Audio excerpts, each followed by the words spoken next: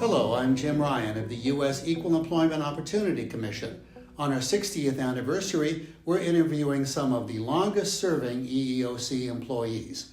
And today we have Joyce Willoughby, who is the Inspector General of the agency. And she's been here for almost 41 years. That's correct, and I can hardly believe it. I guess time flies when you're having fun. If memory serves me correctly, I started in August of 1984 in Office of Federal Operations. At that time, it was called the Office of Review and Appeals, and it wasn't located in headquarters. It was located in a Skyline complex in Falls Church, Virginia. I served for 3 years as an attorney, and then for another 6.5 years as a supervisory attorney in the Office of Federal Operations.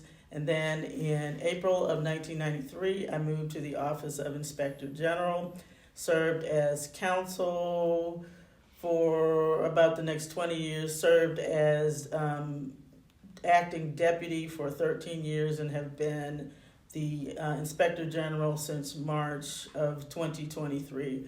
Prior to coming to the commission, I worked for the Merit Systems Protection Board in the Office of Appellate Review, and prior to that, worked in the Equal Employment Opportunity Office in the Department of Justice. I was actually coming to EEOC was a dream job for me. I had a long-standing interest in employment law that was inspired by my mother, who's 104.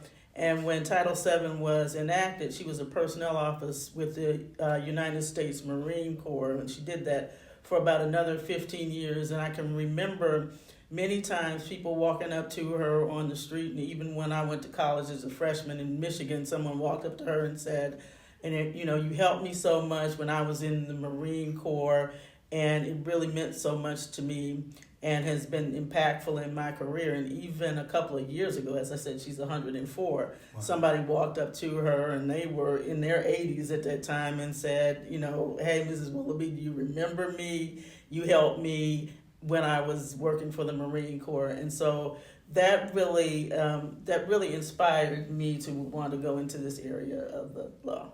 Well, in all these years, what are some of the more memorable occasions or challenges or situations that especially stick out in your memory?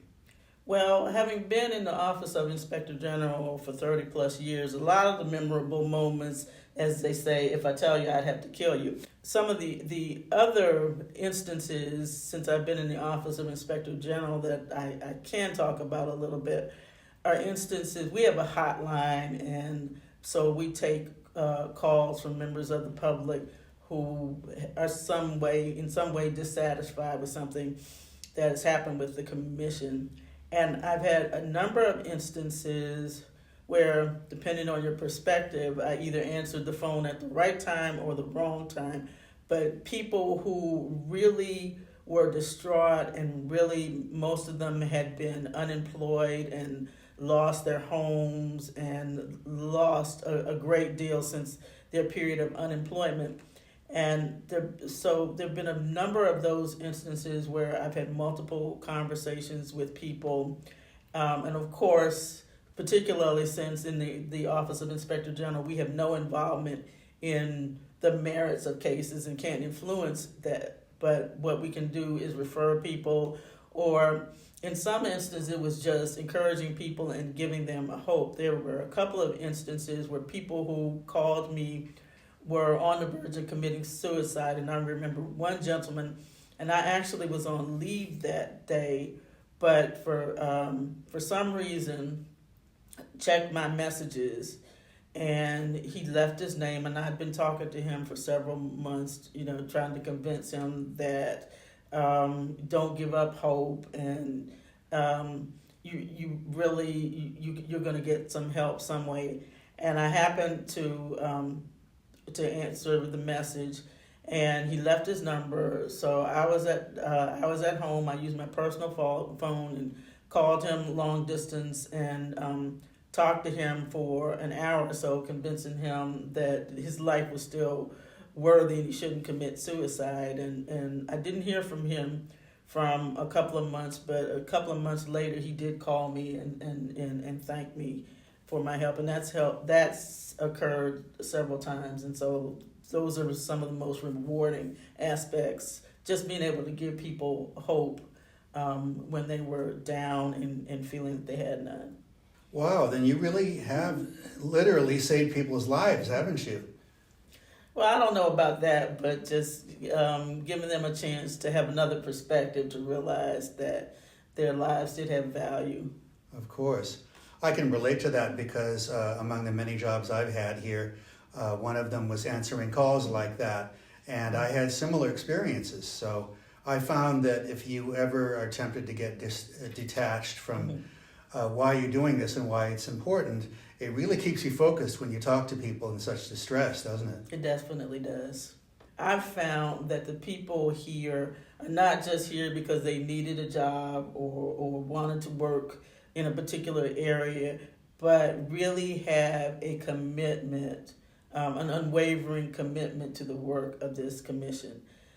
Well, as we're beginning our next 60 years, what changes would you like to see in the EEOC in the next few years?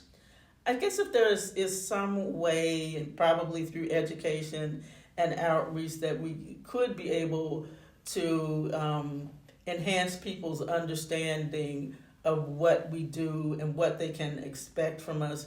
And perhaps if there was a way that we could help people, as you know, the majority of the people, their cases are not going to be accepted for litigation, and they're going to be given a right to sue, which doesn't say they don't have a viable complaint. It just says that the commission doesn't have the resources available, and it's not going to be impactful for the commission to try to litigate that case.